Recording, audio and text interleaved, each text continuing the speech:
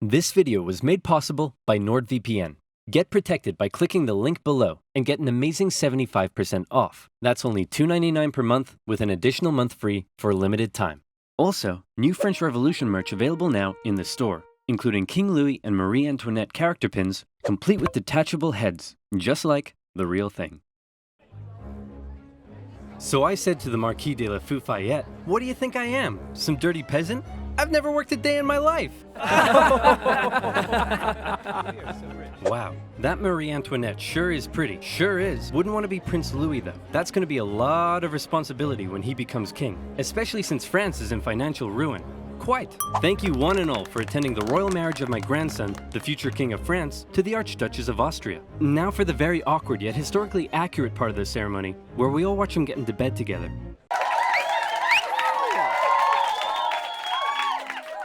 All right, now that's out of the way, let's leave the royal couple to it. You better give us an heir, you fat, ill-bred boy. Nighty-night. That's gonna be a lot of responsibility. France is in financial ruin. You fat, ill-bred boy. Quite. That's gonna be a lot of responsibility. France is in financial ruin. You fat, ill-bred boy. That's gonna be a lot of responsibility.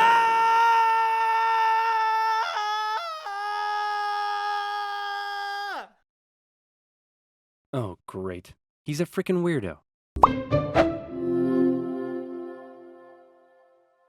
France, the most prosperous, cultured, and beautiful nation in the world, as it had been for centuries. An exquisite social culture, with the king and the upper classes throwing crazy parties every night, enjoying high living and fine dining. Who cares that they were only able to do so off the backs of the hard-working, starving poor? What are they gonna do? Revolt? They're only 80% of the population. No. Life in France is great. What's that, France? You want to go to war with Britain and increase your power? Go for it, little buddy. You do you. And you lost. Now you're in severe financial debt. We have no money. What do? Should we stop partying? Heck no. Party harder. That's okay. The peasantry will pick up the slack. They were created by God to do all the work, and you were created to reap all the benefits and party hard. That's just how society works, and we've all just accepted it for centuries. Why? Why what? Why do the nobility get to be all rich and stuff? Just because they were born into it? And the rest of us schmucks just have to accept that? Hell, why do we even need a king? Who decided that? It all just seems very unfair and unequal, and I, for one, am starting to question it. Wow, that's very enlightened of you. And so began the Age of Enlightenment. Great philosophical thinkers across France and beyond began to question whether this beautiful nation was really all that beautiful after all. Hey, Prince Louis, bad news. Your grandpop died of smallpox this morning, which means good news, you're now the king. So just to sum up, France is in severe financial debt, and the angry populace are beginning to question how necessary you are. But hey, I believe in you, champ. You got this. Maybe. Oh no! Prince Louis Capet became King Louis XVI in May 1774. He was a notoriously weak man, and he knew it. He barely had the wisdom to rule a nation, never mind one in crisis, and he was easily manipulated by those around him. One of his first acts was to try to get revenge on the British by financing their American colonies' revolution. Hey, we're an independent nation now. That was real swell of you, Louis. Couldn't have done it without you. Glad I could help. So hey, about all that money we lent you, when can we get that back? Yep, you're a great guy. I'll never forget what you've done for us. Real glad I could help, friend, but about that money, gotta go now, chum. Best of luck to you. Oh no! And now France was in even more debt. France's poor, suffering under the strain of economic ruin, watched as the nobility continued to live as though nothing was wrong. In particular, they grew increasingly disdainful of the queen, Marie Antoinette, as she continued to spend all of France's money on her own luxurious lifestyle and fashion. While the peasants were breaking their backs in the fields, she was walking around like, hey, my hair is about. I'm not making that up. Her hair really was about. And her lavish spending earned her the nickname Madame Deficit. And speaking of the queen, there was also a long-standing scandal around the fact that the king took a very long time to boink her, and the working classes of Paris began ridiculing the royal couple with lewd pamphlets depicting the queen as a court thought, and the king as a wuss, unable to fulfill his marital duty. Respect for the monarchy was at an all-time low, as France's finances were spiraling out of control, and the king and his aides really only had one solution to the crisis: tax the poor. Tax the poor. We could do a sexy calendar shoot. I mean, tax the poor. And so it was. The poor, who were already struggling to make ends meet, found themselves being taxed from every direction. Hey, I'm the royal tax collector. Looks like you've yet to pay your income tax, head tax. By the way, how many windows you got in that house of yours? 3? Oof, yep. There's gonna be a tax for that. Hey, your local priest here. Have you paid your church tithe yet? Well, at least this one is going to the good work of God. Sure. God. I think this year, God wants me to buy a new swimming pool. Hey, private tax collector here. Oh, and I brought some goons with me. Just a few quick questions. How much salt did you buy this year? About 7 kilos, I think? Yep. Okay, there's gonna be a tax for that. Oh, what's that over there? And that's extra salt I held over from last year, so I wouldn't have to buy as much this year. Oh, yep, there's a tax for that. And what are you doing with all this salt? Well, obviously cooking. On the table. Yep. And preserving fish and meat. Oh no. Yep, and there's a tax for that. Hey, how old is he? He's 9. And so he's purchased his required amount of salt for this year, right? What? No, he's 9. Uh-oh. Sorry, little Timmy. Looks like I'm gonna have to tax you for that.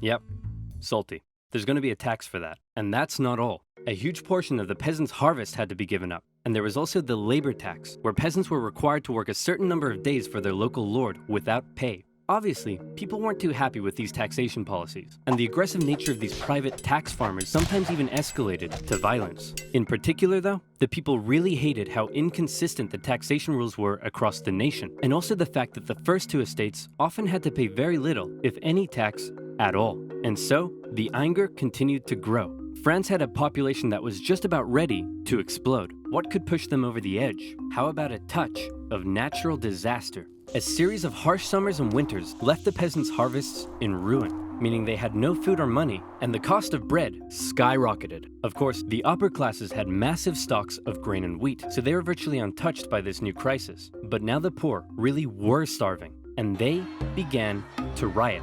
Women took to the streets. Bakeries were raided, and bakers suspected of keeping bread for themselves were sometimes even hanged.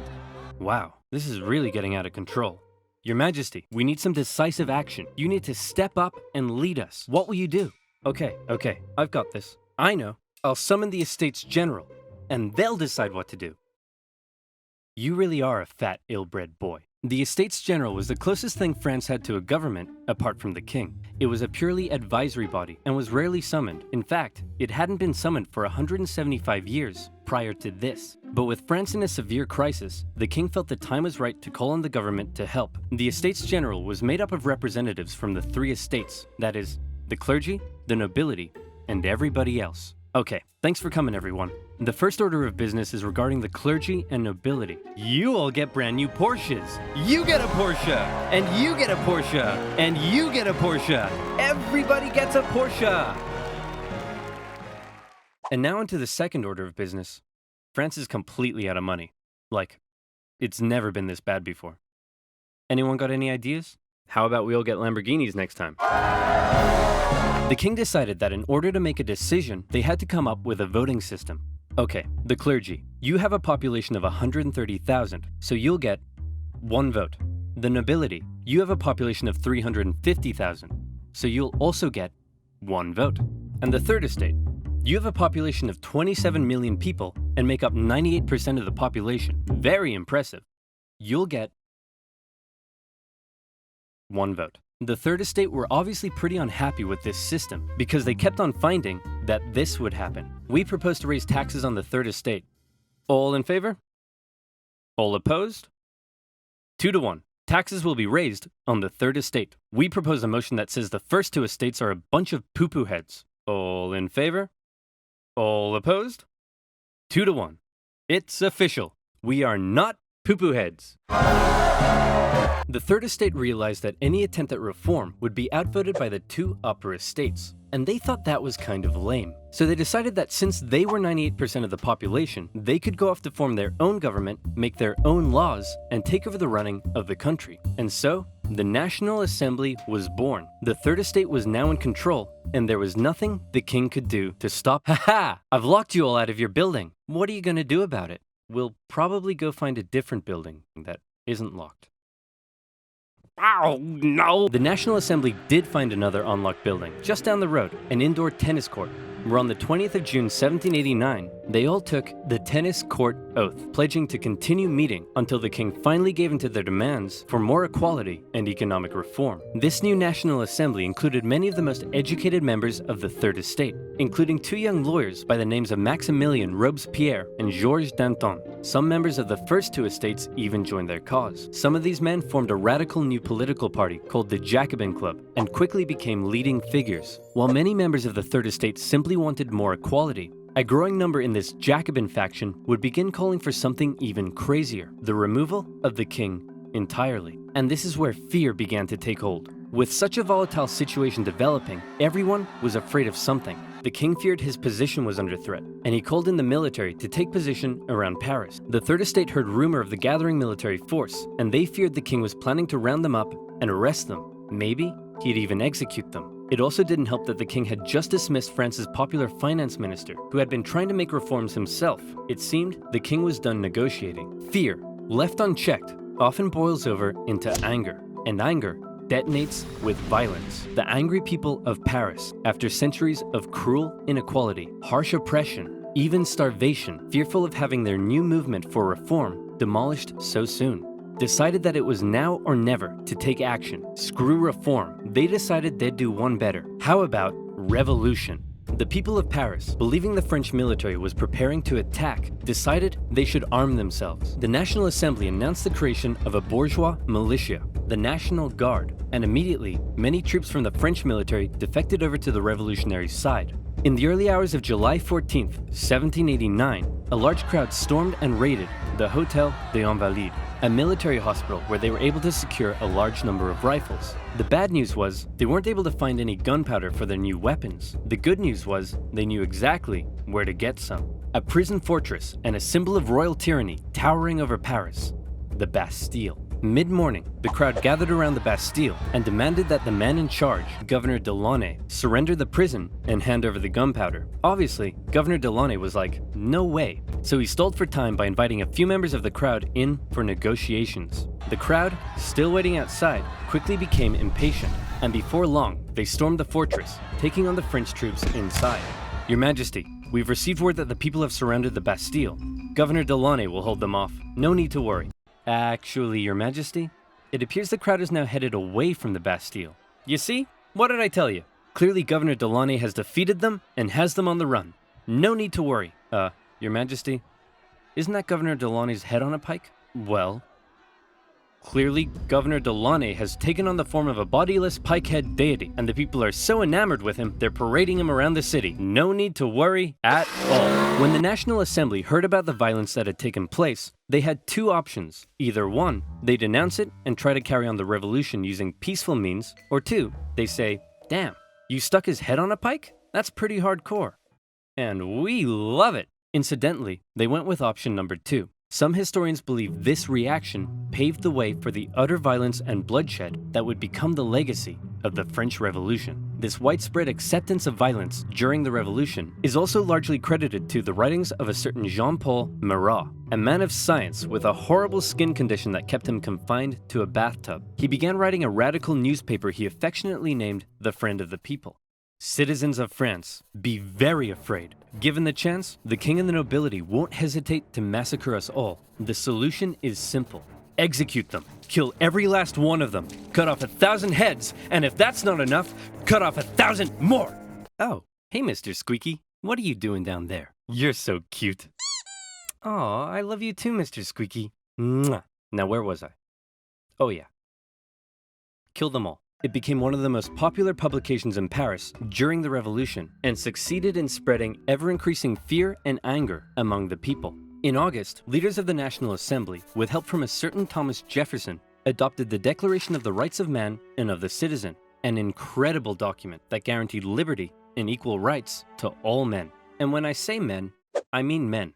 Despite its glaring shortcomings in gender equality, the massively influential declaration would go on to inspire the struggle for liberty and equality across the planet for centuries. However, Back in France, the vast majority of the people weren't really so concerned with enlightened ideas of equality as much as they were concerned with the fact that they were still starving. Bread was still expensive as hell and hard to come by. The people felt that one reason nothing had been done yet about the crisis was because the king simply couldn't see the problem. He lived in Versailles, a full 20 kilometers southwest of Paris, and as a result, lived in comfort, separated from his dirty, stinking subjects. On October 5th, a crowd of women, 7,000 strong, decided they'd do something unprecedented. They decided they'd remove that separation and confront the king directly. The women marched all the way to the king's palace in Versailles. Along the way, the crowd continued to grow into the tens of thousands, and when they arrived, they demanded an audience with the king. What are those things outside the palace? They're poor people, Your Majesty. That's poor people?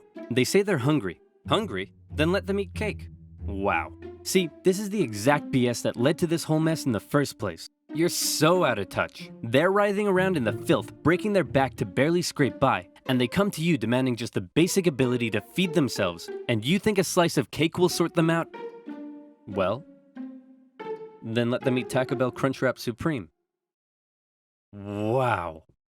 They're not that desperate. Members of the crowd actually managed to break into the palace with the intention of killing the queen, who narrowly escaped through a secret passage in her bedroom. The enraged mob killed several members of the royal guard and raised their heads on pikes, which, if you haven't noticed yet, is something they were quite fond of doing. The king had no choice but to come out and talk to the crowd. He agreed to accept his new position, sharing power with the revolutionary government, and to return to Paris with the crowd, removing the separation between king and subject. King Louis had a problem with people constantly raiding his palace, but one thing he didn't have a problem with was people raiding his computer, because he used NordVPN. If, like me, you don't like hackers stealing your data, password, bank deets, and girlfriend, then you need to check out NordVPN. With over 5,000 servers in 60 countries, it allows you to surf the net anonymously and safely with no personal data logging. It's super easy to use. You can take a trip to a server in Japan with just the click of a button. And while you're there, why not check out some sweet Japanese Netflix?